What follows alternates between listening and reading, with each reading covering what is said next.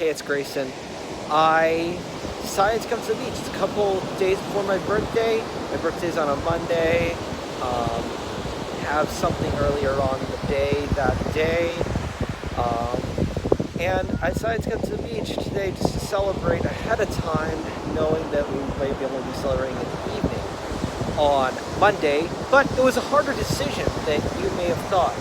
And we're going to get a little bit into decisions and the supposedly appropriate ways of making them versus the inappropriate ways of making them, especially if you are trying to make your life better. All right, so I'll see you again soon.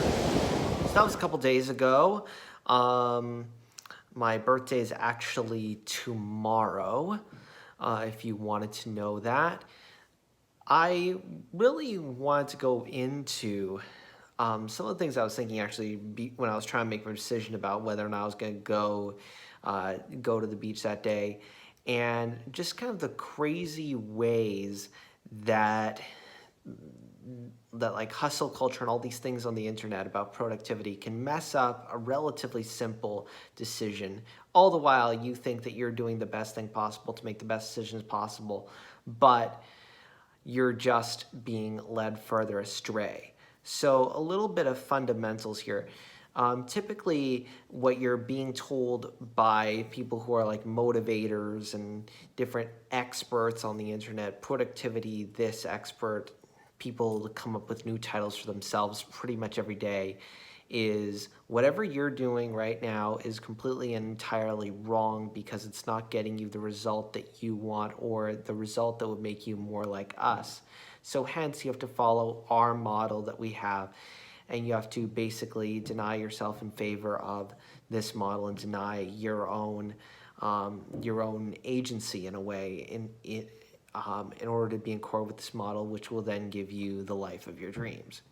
So then they kind of inject you with these ideas of sort of hyper-analysis of your own life for the sake of optimization, and that this is how somebody becomes successful.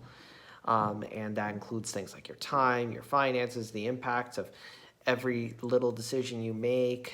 In finances especially, there's this term that was coined by a guy named David Bach called the Latte Factor, of like a little spending like a latte that if you don't do it for your entire life, it'll make you a millionaire by the time you're 60, 70, whatever years old.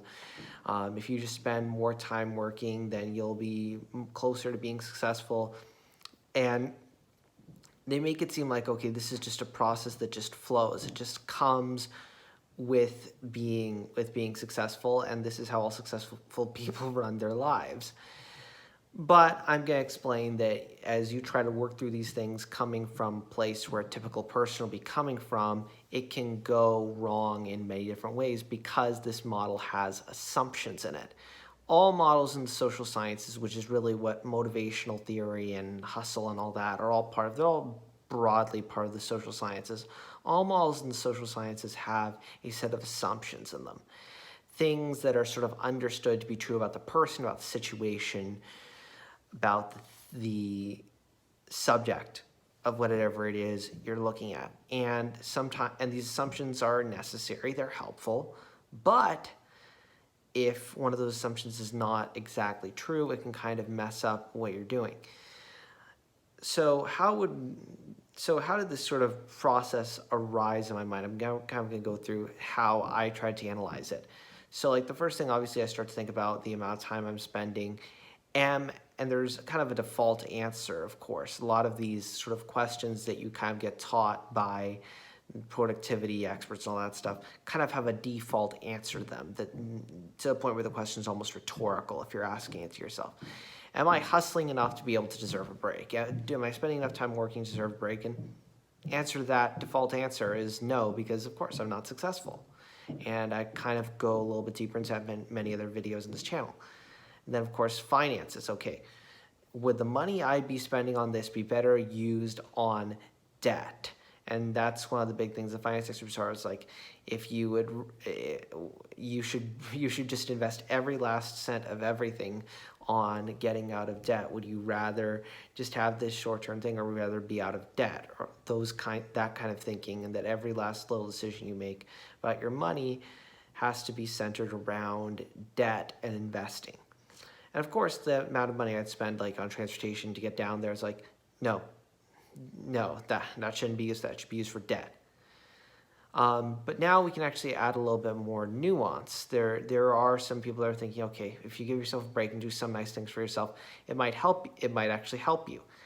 And this can actually alleviate a lot of pressure under the right circumstances.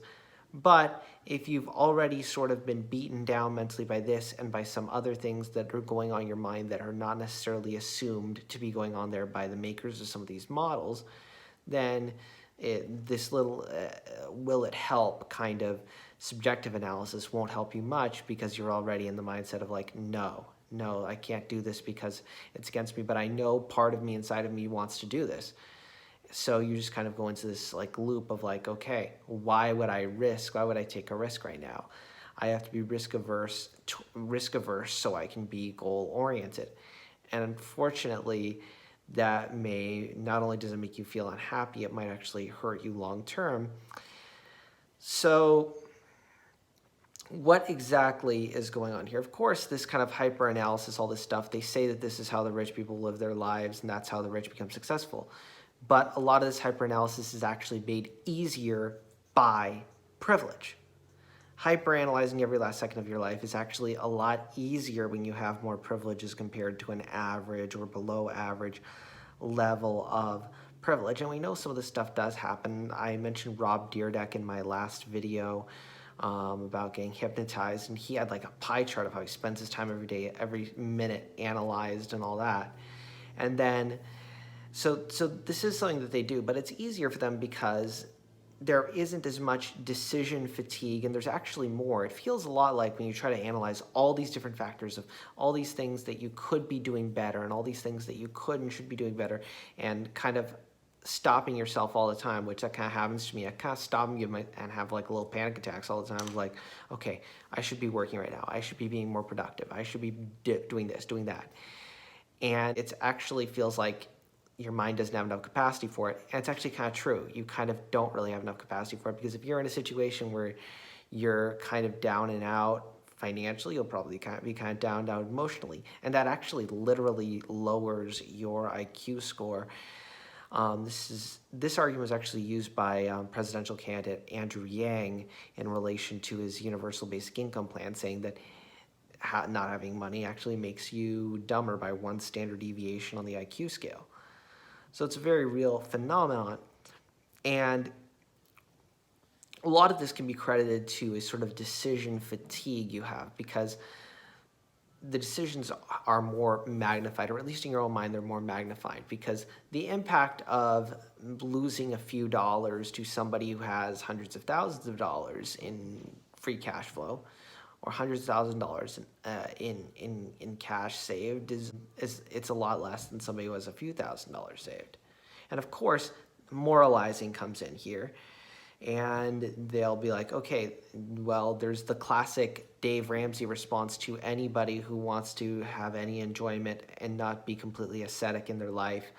While in the step 2 of his debt snowball, which basically is debt payoff thing, he'll always just use the retort, you're broke, you're broke, you're broke. So there's this moralizing here, and that moralizing also dampers your ability to think, because you're sort of frozen up in like almost like a fight or flight type state. And there's also a possibility that your current state of not doing as well as other people, even if you're average, even if you're an average person, that will make you feel like you are in more scarce situations as far as your resources, and it'll actually bias you to want to do things that are more pleasurable immediately. There's this sort of famous study of kids who had more self-control, who would take like 1 marshmallow now versus 2 marshmallows in like half an hour or something like that. And they figured out that the kids who didn't take the marshmallows were more successful later on in life.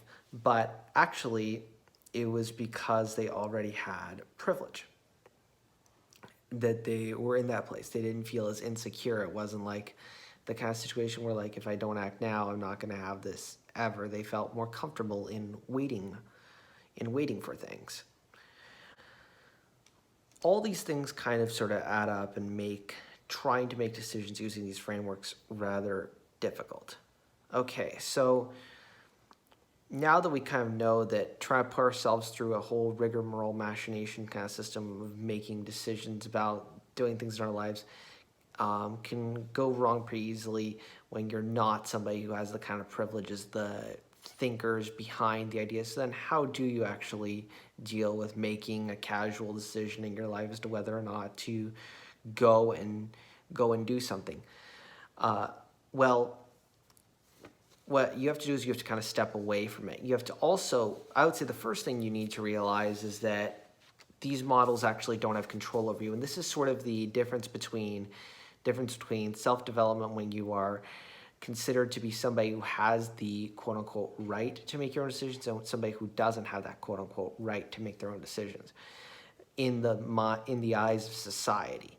Because, of course, you have that, a lot of us will have that whole "you're broke" thing, that Dave Ramsey retort playing on your mind. You're broke, you're broke, you're broke, you're broke. And if you're thinking about that all the time, it'll make it very difficult to make decisions because you don't think that you even have the authority to make that decision. That's why you see a lot of in sort of like deprived cultures of movement toward acknowledging the agency or the decision-making power of a person who's been deprived, and that actually works pretty well. So first thing to do is basically just look at and say that yes, you do have the ability to make this decision, as if you had all the capacities and privileges as the maker of the decision.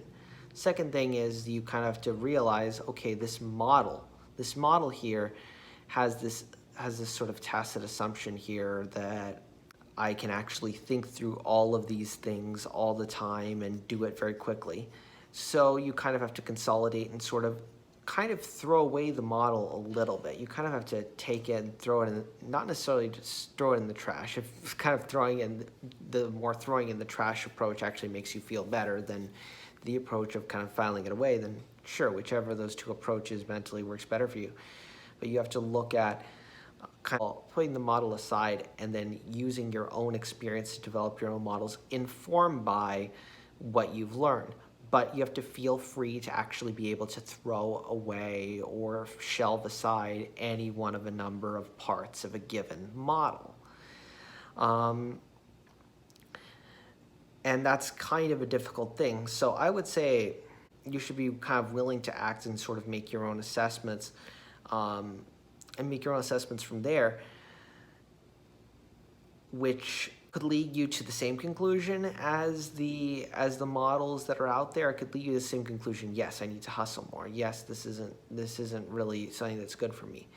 Or it could lead you to a completely different conclusion than what they're telling you online. But I would say that you have to be willing to sort of embrace experimentation within your own comfortable limits and use a more of an iterative process rather than a set of rules, because that pre-baked template there isn't exactly pre-baked for you or for your particular situation. And the sort of ironic thing is that if you were to follow these models that people give you online of like hustle more, hustle more, hustle more, or even models telling you to take more time off than you think you should, it can either way of the pendulum. You could wind up with a worse outcome because the assumptions in your situation are in fact not true. And this is something that obviously wasn't really thought about when this model was brought about, or maybe it was only casually thought about, or they assumed that you'd kind of pick it up, which you probably should. So you just want to kind of keep that in mind and be willing to just back away from the model and see what works in your particular situation. But I wouldn't say necessarily completely throw it away. use at least the memory or the idea of it, use some of what it gives you, but feel free to dispose of whatever you need to dispose of in your particular situation and make your own assessments. It's also very good to work in close proximity. I think that a lot of what goes wrong in like trying for somebody to sort of self-develop using stuff on the internet is that person isn't really that knowledgeable of you, because they can't be.